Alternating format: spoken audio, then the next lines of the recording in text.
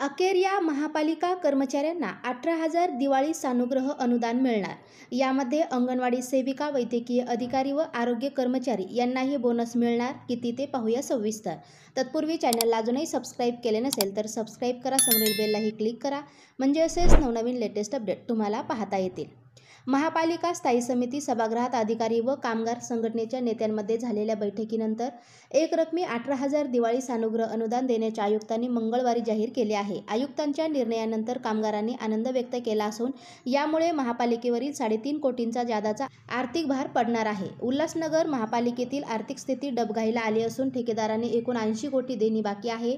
मंगळवारी स्थायी समिती सभागृहात आयुक्त मनीषा आव्हाळे यांच्या आदेशानुसार दिवाळी बोनसच्या बैठकीला अतिरिक्त आयुक्त किशोर गवस, मुख्य लेखा अधिकारी किरण भिल्लारे यांच्यासह कामगार संघटनेचे नेते श्याम गायकवाड, चरणसिंह टाक, दिलीप थोरात आदी नेते उपस्थित होते.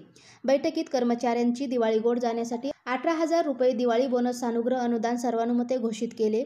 दिवाळी सानुग्रह अनुदानाचा लाभ महापालिकेतील एकूण 2,000 कामगारांना मिळणार आहे. दिवाळीपूर्वी कामगारांच्या बँक खात्यात दिवाळी बोनस रकमेसह वेतन देण्याचा मानस मुख्य लेखा अधिकारी भिल्लारे यांनी व्यक्त केला. तर दिवाळी सानुग्रह अनुदानामुळे महापालिकेवर 3.5 कोटींचा बोजा पडणार आहे. महापालिका कर्मचाऱ्यांना दिवाळी बोनस जाहीर झाल्यानंतर त्यांनी आनंद व्यक्त केला.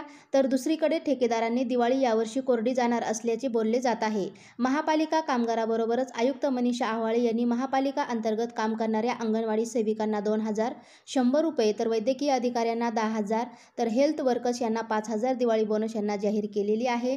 तसेच महापालिका आस्थापनात तब्बल 1,000 कंत्राटी कामगार कार्यरत असून त्यांनाही नियमानुसार संबंधित ठेकेदारांनी दिवाळी बोनस द्यावा, असे महापालिका प्रशासनाचे म्हणणे आहे.